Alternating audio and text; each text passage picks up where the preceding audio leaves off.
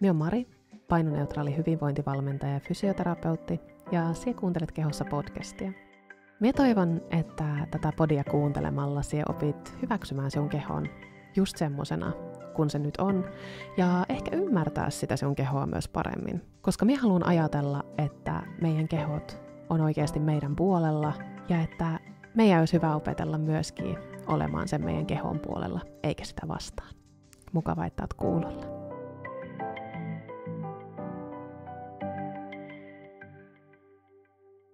Tänään meillä on aiheena niinkin yksinkertainen asia kuin kehon koko. Puhutaan vähän siitä, että mitä ulottuvuuksia sillä kehon koolla on. Käydään vähän sellaista filosofista pohdintaa siitä, että voidaanko me oikeasti edes tietää, että minkä kokoinen se meidän keho on. Ja että mitä väliä sillä on. Noin niin kuin kokonaisuudessa käydään läpi sitä, että mitä väliä sillä on, minkä kokoinen meidän keho on. Ja minkälaisiin asioihin se niin kuin yhdistyy. Ja mie tuun purkaa tätä aihetta vähän sen myöskin niin kuin minun omaa kehoa ja minun oman kehon kokoa esimerkkinä käyttäen. Edelleenkin, niin kuin aina tässä minun podcastissa, niin me ei tulla käyttämään numeroita, koska mie tiedän, että ne on monille tosi semmoisia triggeröiviä, ja mie en koe, että se on kannattavaa. Siis se, että siitä on niin kuin mitään varsinaista hyötyä. Pohditaan vähän sitäkin, kyllä, tässä tämän podijakson aikana. Mutta toki minä suosittelen, että jos just nyt tuntuu siltä, että se kehon koon miettiminen edes tällaisessa mielessä, miten me sitä täällä käsitellään, että mietitään, että onko sillä mitään väliä, ja vähän kyseenalaistetaan sitä, niin jos tuntuu, että nyt ei ole se aika, kun sinun kannattaa kuunnella tällainen jakso. Jos tuntuu, että tämä on vähän jotenkin semmoinen herkkä hetki ja voi niin kuin jotenkin lisätä semmoista kehotarkkailua, niin tietenkin voit skippaa tämän jakson. Ja jos on vaikka joku muu jakso kuuntelematta, niin kuuntele vaikka joku toinen jakso tai sitten puuhaa jotain muuta tänään. Mutta tämä oli siis semmoinen aihe, mistä me käytiin keskustelua tuolla Instagramin puolella minun seuraajien kanssa. Ja se tuli aika paljon tosi kiinnostavaa pohdintaa niin kuin liittyen esimerkiksi siihen, että tiedetäänkö me oikeasti, että minkä kokoinen meidän keho on, ja jos me niin kuin koetaan tietävämme, minkä kokoinen se keho on, niin minkälaisiin asioihin tämä niin kuin perustuu? Miten me määritellään se, että minkä kokoinen se meidän keho oikeasti on? Koska tämä on tosi kiinnostava aihe, mitä me myöskin niin kuin valmennettavien kanssa käydään. Me tietysti mennään tässä vähän kehonkuvaan, vähän ehkä pintaraapastaan sitä, että miten tämä kehon koon hahmottaminen liittyy siihen kehonkuvaan, vaikka me ei tulla pitää tässä mitään kehonkuvan peruskurssia. Meillä itse asiassa on sellainen vastuullisen valmennuksen kurssivalikoimassa, ja siinä vielä, jos tämä aihe on just kiinnostava, niin kannattaa ehdottomasti käydä kurkkaa se. Me ollaan mun kollegan Hetan kanssa tehty tällainen kehonkuvan ja kehonkuvatyöskentelyn niin kuin peruskurssi, missä on niin kuin hyvät perusteet sille, että pääsee sitä omaa kehonkuvaa myöskin työstämään. Mutta tosiaan, vähän sivutaan sitäkin aihetta tässä jakson aikana, ja eiköhän me lähdetä liikkeelle ja katsotaan, että mihin me päädytään.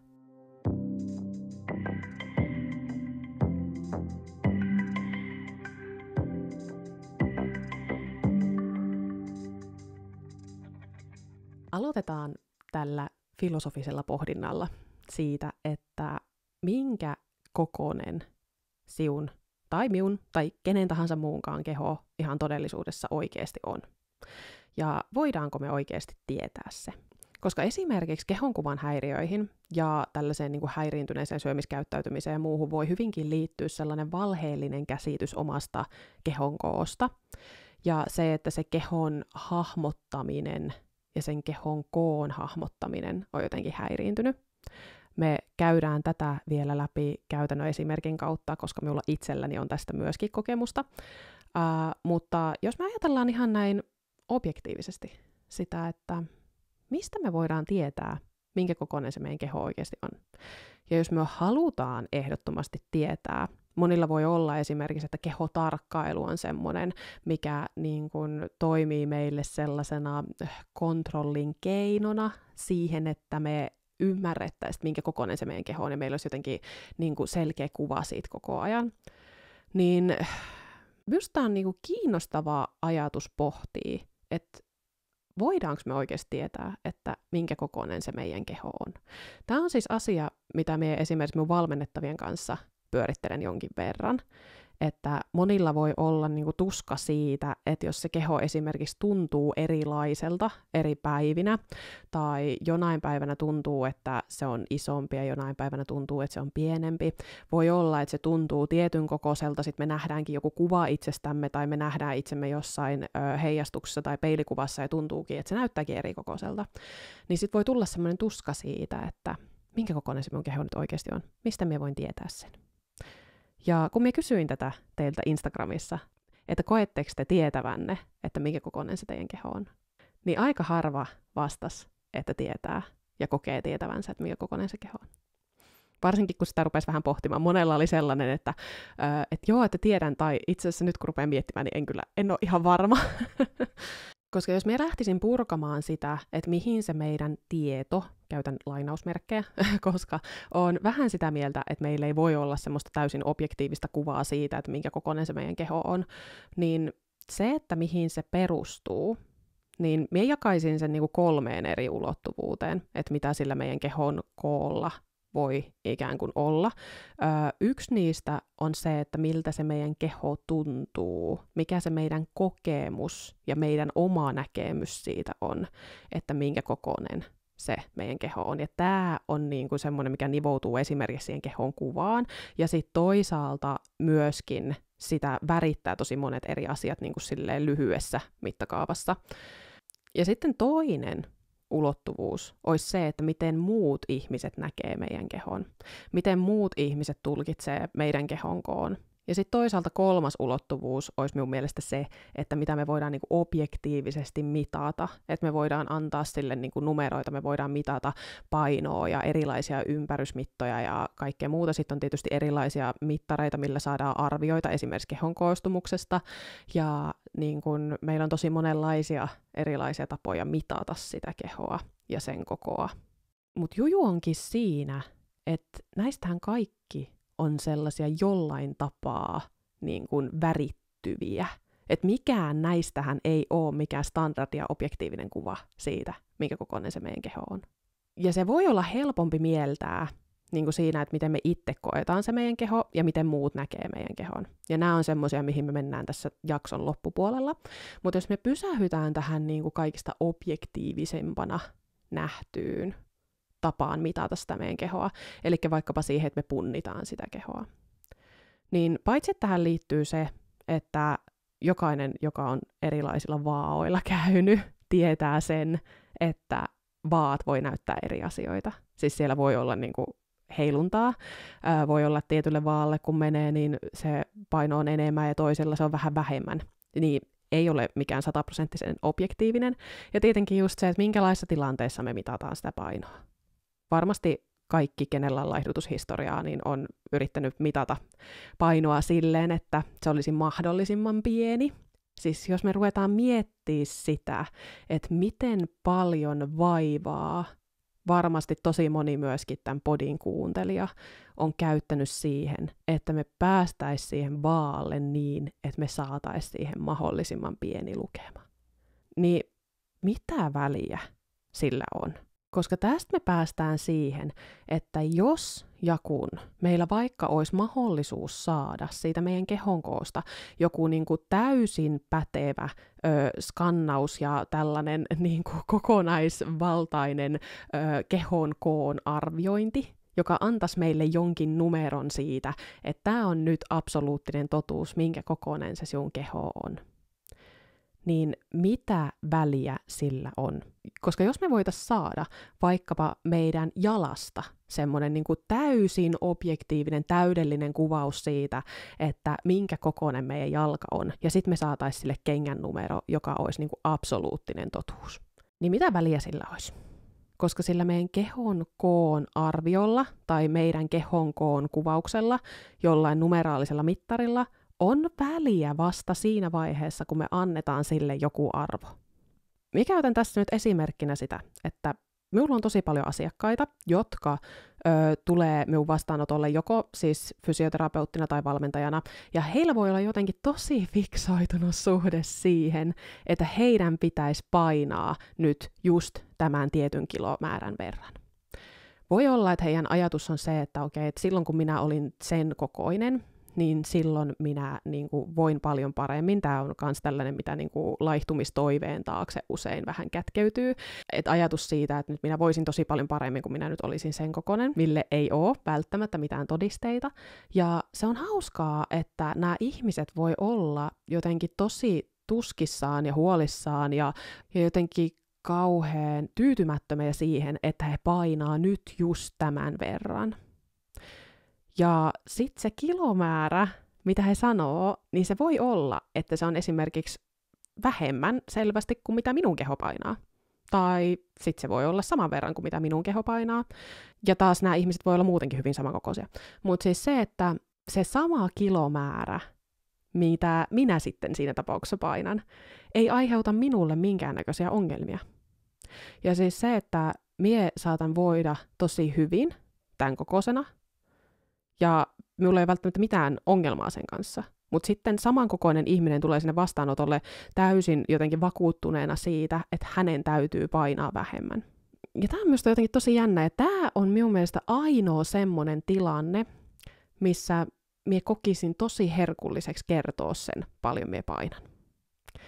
Mutta kun mie tiedän samalla, että niin kun mie tiedän, että minkälainen on esimerkiksi niin kun syömishäiriön luonne sairautena, ja mie tiedän, että tämän tyyppiset asiat voi olla tosi triggeröiviä, että tavallaan mie niin kun näen sen niin kun hyvän puolen siinä, että jos me saadaan niin kun representaatio sille, että minkä näköiset kehot painaa minkäkin verran.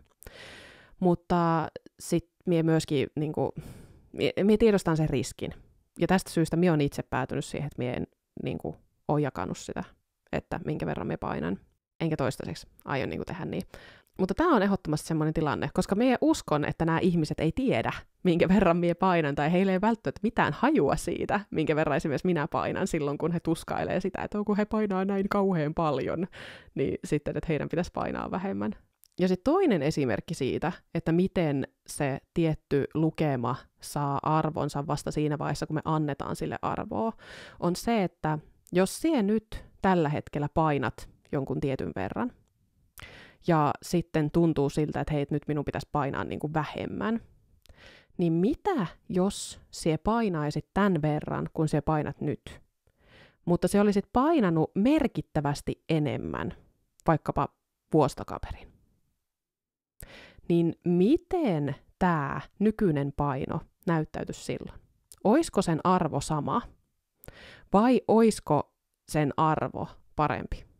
Et tässä vaiheessa, jos me ruvetaan sit miettimään sitä, että mihin se kehon painon arvo perustuu. Eli just se, että meillä voi olla sama kilomäärä, mitä ihmiset painaa. Ihmiset voi olla tismalleen samankokoisia, mutta sitten jos toisen keho on kasvanut sen kokoiseksi ja se paino on noussut, niin silloin se voi olla, että se näyttäytyy ihan eri tavalla kuin sitten taas toisella ihmisellä, jolla se paino on laskenut sinne. Ja edelleen meillä on tismalleen sama numero siellä vaalla, joka ei itsessään kerro mitään.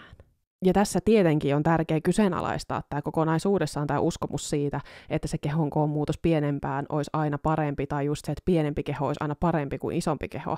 Että tämä on myöskin niin kuin tosi tärkeää pitää mielessä, varsinkin jos et ole aikaisemmin kuunnellut esimerkiksi tätä podia, niin minä haluan muistuttaa, että tämä on semmoinen, niin kuin, mitä täytyy tarkastella kriittisesti. Mutta ehkä tämä on mun mielestä senkin takia jotenkin niin kiinnostava aihe, että meistä aika moni on ollut niin kuin varsinkin ison osan elämästään, todennäköisesti voi olla tälläkin hetkellä niin kuin tosi kiinnostunut siitä ja niin kuin tosi investoitunut siihen, että minkä kokoinen se oma keho on. Mutta sitten niin kuin suhteessa, miten paljon me mietitään sitä, että mihin me se arvio siitä meidän kehon koosta perustetaan. Että ainakin niistä ihmisistä, joita oli siellä minun Instagramissa, niin aika harva oli pohtinut tätä kysymystä. Mikä on myös jotenkin tosi jännää. Mutta totta kai se, että minkä kokoinen se meidän keho on, niin myös tuntuu, että se sosiaalinen puoli on tässä niin kuin yksi semmoinen kaikista isoimmista jutuista. Ja nyt mennään seuraavaksi siihen, että mitä muut ihmiset ajattelee siitä meidän kehosta ja sen koosta ja miten muut ihmiset tulkitsevat tätä.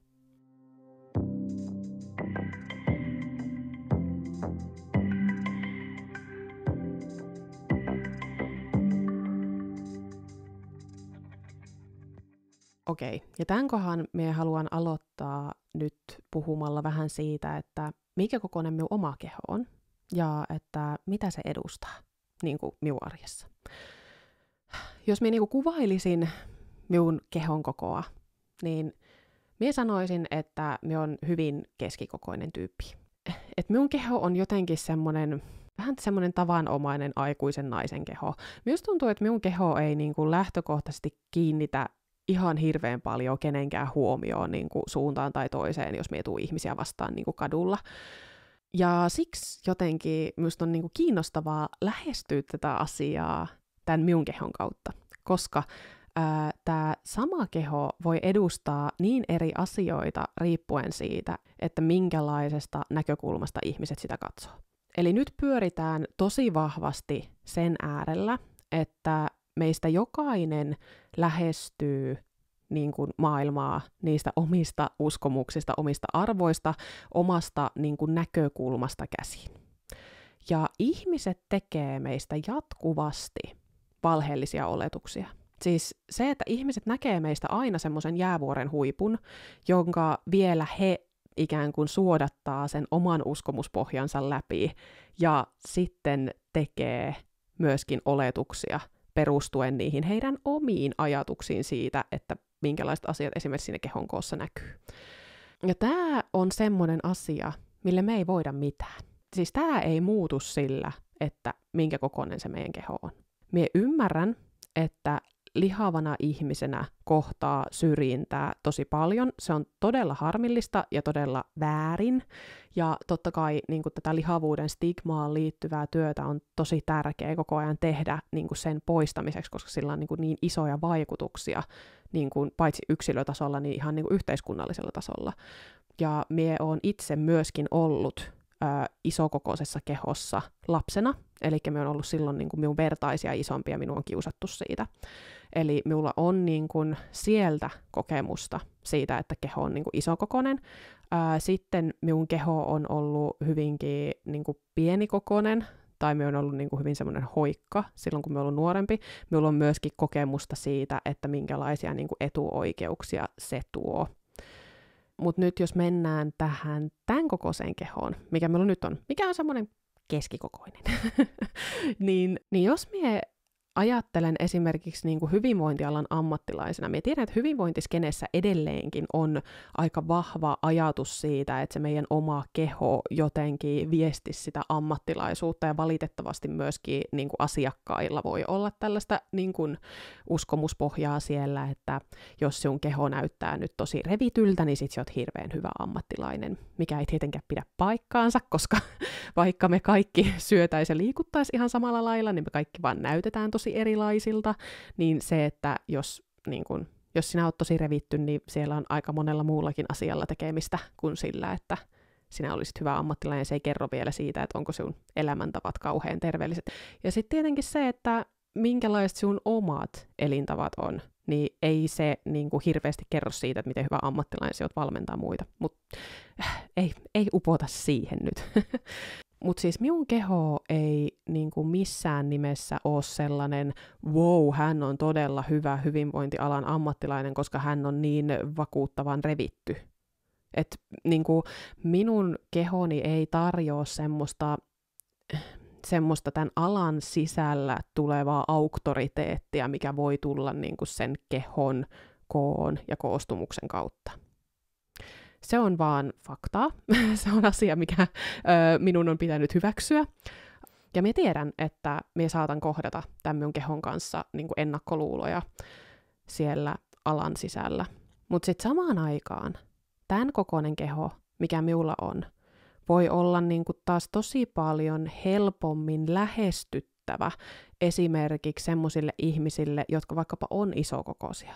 Ja sitten jos ajatellaan, että miten niin kuin laihdutuskulttuuri on vaikuttanut siihen, että miten lihavia ihmisiä kohdellaan ja miten niin kuin semmoiset hyvin revityt fitness-influencerit on saattaneet niin kuin kohdella ja puhua ja niin kuin, muutoin olla hyvin uhkaavia ja niin kuin ei-turvallisia lihaville ihmisille, niin mie tiedän, että jos minun keho olisi enemmän sitä kuvastoa vastaava, niin mie voisin olla tosi paljon uhkaavampi niin kuin eri kokoisille ihmisille. Eli tavallaan just se, että mie en voi niin kuin mennä mihinkään kehojen karkkikauppaan ja tehdä niin, että aina silloin, kun mie niin kuin haluaisin olla niin kuin tällaisten hyvinvointialan ammattilaisten keskuudessa heidän uskomuspohjaansa vastaavalla tavalla niin kuin sellaisessa auktoriteettiasemassa ja saavuttaa sellaista, niin että mun keho olisi silloin tosi revitty, mutta sitten kun mie niin kuin haluan kohdata asiakkaat niin kuin turvallisena ihmisenä, niin sitten, että se ei oiskaan sellainen. Eli tietenkään nämä ei ole asioita, mitkä määritty sen mun kehon koon kautta, ja mie en mahda sille muiden ihmisten uskomuspohjalle mitään. Tämä on myöskin niin kuin hirveän tärkeä asia ymmärtää, että harjoittaa semmoista tietynlaista radikaalia hyväksyntää sen osalta, että kaikki asiat ei ole meidän vaikutettavissa, ja varsinkaan se, minkälaisia oletuksia ihmiset meistä tekee, ei ole juurikaan meidän vaikutettavissa. Ja varsinkaan ne ei ole säädeltävissä sen kehon koon kautta. Ja tavallaan mie niinku törmään myös oman kehoni kanssa siihen, että mie jotenkin edustan monille ihmisille hyvin eri asioita, esimerkiksi kehohyväksyntää ja intuitiiviseen syömiseen liittyen. Siis tämä sama keho, mikä minulla on, siis se, että vaikka minun kehossani ei tapahdu mitään muutosta, niin minä olen saanut sekä semmoista palautetta, että kyllähän minäkin söisin intuitiivisesti ja voisin hyväksyä kehoni, jos minäkin olisin tuon kokoinen. Mutta sitten mie saan tämän ihan tismalleen saman kehon kanssa myöskin sellaisia kommentteja, että varmaan just sen takia oot tuon kokoinen, kun syöt intuitiivisesti ja oot hyväksynyt sen sun oman kehon, että just tuon takia itse en ainakaan haluaisi tehdä niin. Eli tässä on taas niinku hirveän tärkeä erottaa se, että tämä minun yksi kehoni on niinku, siis se on vaan sellainen väline, mihin ihmiset kimmottaa heidän omia uskomuksiaan ja omia ajatuksiaan. Ja minä en voi sille mitään. Ja minä tiedän, että olisi hirveän herkullista ajatella, varsinkin kun ajattelee sitä, että miten niin kuin laihdutuskulttuuri on meidän ajatteluun vaikuttanut, niin olisi hirveän kiva ajatella, että sitten kun minun kehoni olisi erikokoinen, todennäköisesti, että minun kehoni olisi pienempi, niin sitten ihmiset ei tekisi minusta tällaisia oletuksia. Niin ei se pidä paikkaansa. Ihmiset tekee meistä vain erilaisia valheellisia oletuksia sen perusteella, että minkälainen se meidän keho on. Totta kai silloin, kun se sun keho on pienempi, niin ne yleensä voi olla sinulle myöskin edullisia, siis se, että se on etuoikeus, jos sun keho on pienempi tässä yhteiskunnassa. Ja minä ymmärrän sen, että jos kokee vaikkapa paljon syrjintää sen oman kehonsa kanssa, niin se houkutus sille, että haluaisi olla pienempi, voi olla tosi iso.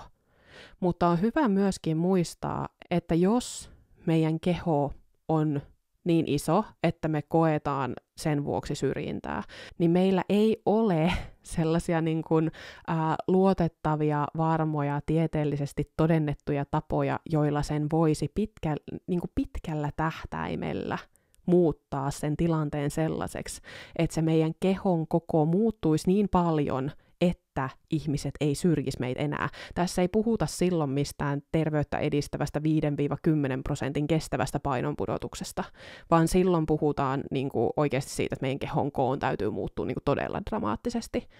Niin senkin takia se oman laihtumistoiveen tarkastelu kriittisesti ja myöskin se, että voidaan mennä niihin omiin arvoihin siellä laihtumistoiveen alla ja keskittyä niihin asioihin, mihin oikeasti voidaan vaikuttaa, koska kehon paino ei ole pitkässä juoksussa sellainen asia, mikä on meidän itse päätettävissä. Se on tärkeää muistaa. Me voidaan vaikuttaa siihen erinäisillä asioilla, todennäköisesti, mutta se ei missään nimessä ole asia, mitä me voidaan itse päättää. Sellainen pikku muistutus tähän väliin ennen kuin me mennään siihen, että miten me itse koetaan se meidän keho, koska se on myös minusta tosi mielenkiintoinen juttu.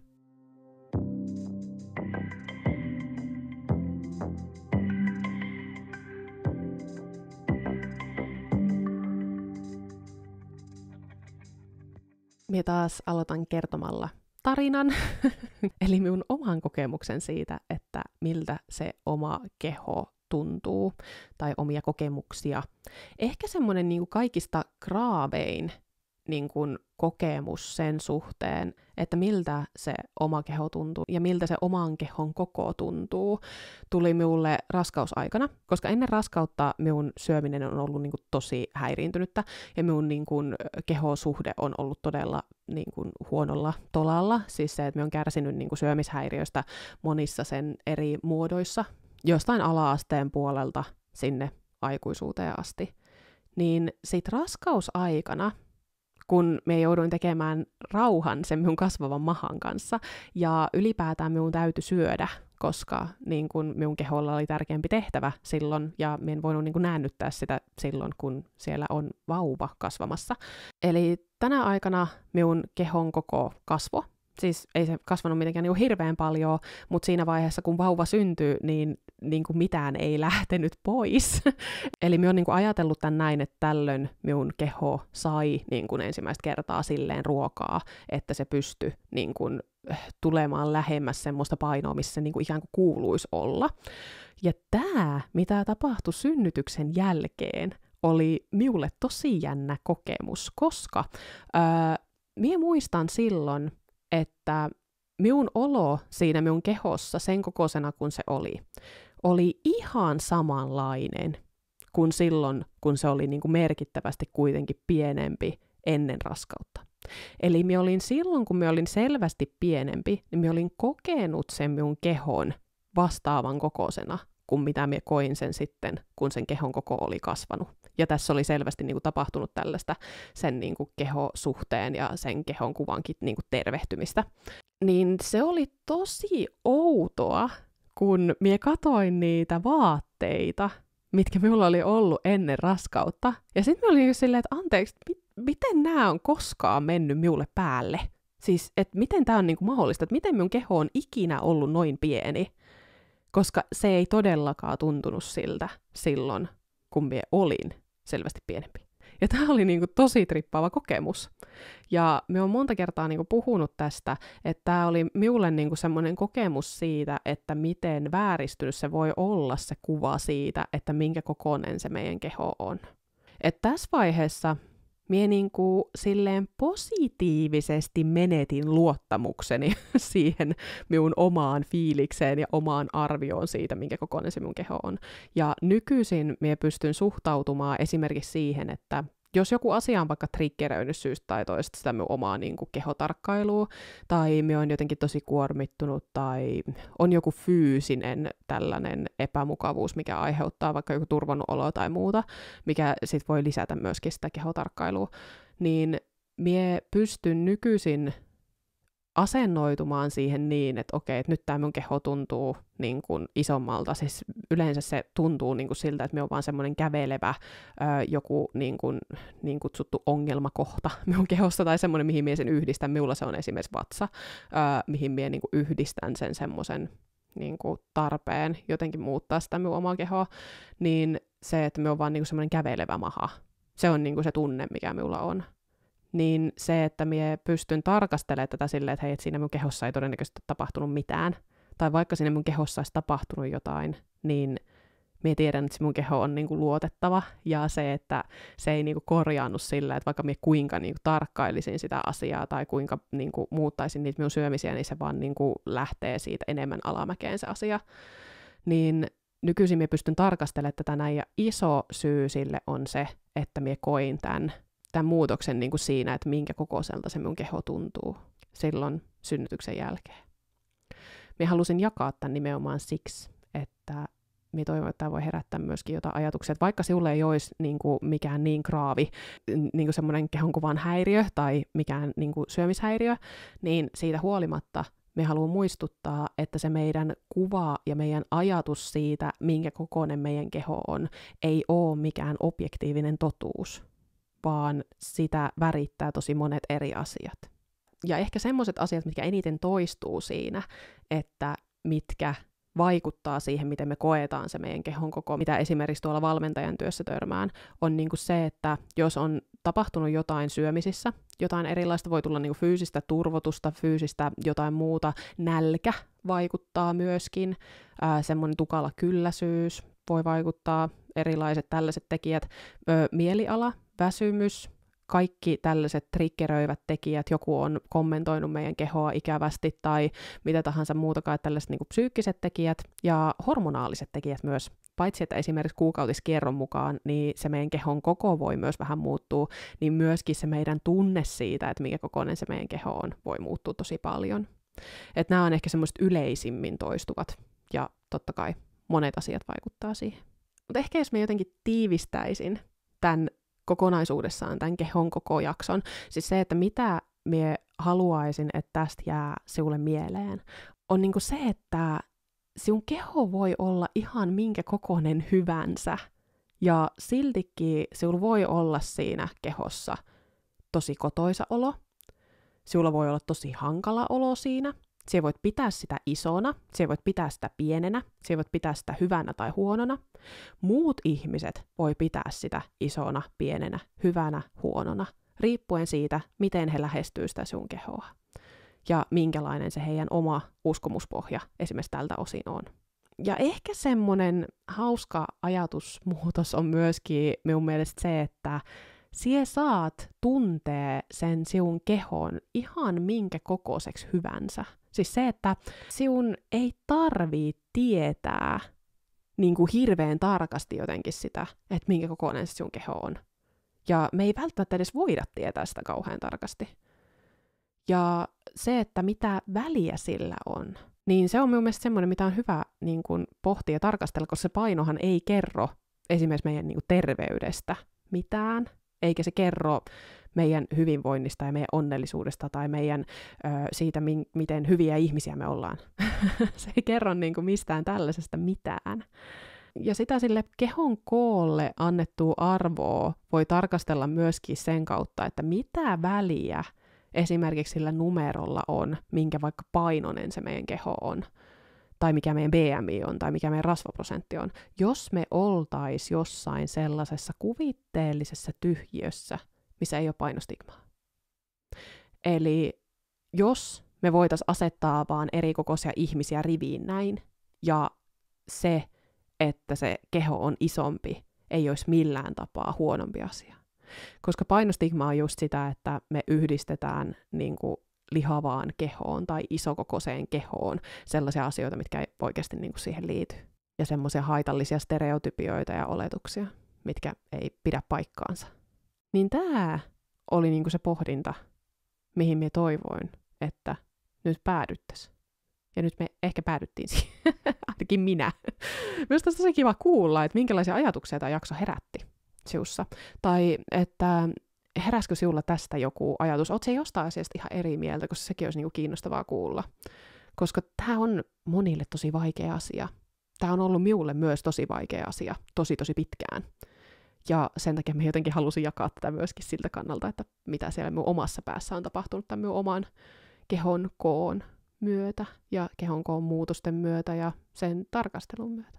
Koska se meidän fiilis siitä meidän kehosta ja nämä kaikki asiat, mitkä liittyy siihen kehon kokoon, niin kuin just se, että muut tekee vääränlaisia oletuksia meistä tai mitä ikinä, niin ne ei maagisesti korjaannu sillä, että se sinun kehon koko muuttuu. Ja kyllä, jos meillä olisi olemassa joku helppo, toimiva keino siihen sen kehon koon muuttamiseen, niin voi olla, että nämä asiat olisi helpompia työstää silloin, kun me ei jouduttaisi kohtaamaan niin paljon sitä kulttuurista painostigmaa. Mutta on tärkeää myöskin muistaa, että meillä ei ole sellaista. Ja tästä syystä on minun mielestä hirveän tärkeää, että me keskitytään niihin asioihin, mihin me oikeasti voidaan vaikuttaa. Ja pystytään harjoittamaan myöskin sellaista hyväksyntää sen suhteen, että tietyt asiat on semmosia, mitkä ei ole meidän päätettävissä, kuten vaikka se kehon paino pitkässä juoksussa ei näytä olevan. Ja nyt myös tuntuu, että minun on parempi laittaa tämä mikki kiinni ennen kuin tämä puhe vaan jatkuu, koska tämä on niin laaja aihe, että me voisi jotenkin vaan niin kuin jatkaa ja ottaa tangenttia toisen perään. Mutta jatketaan keskustelua esimerkiksi Instagramissa @kehossacoaching. Kiva, että kuuntelit tämän jakson ja oikein mukavaa tätä päivää sinne ja me kuullaan taas seuraavassa podijaksossa. Moikka!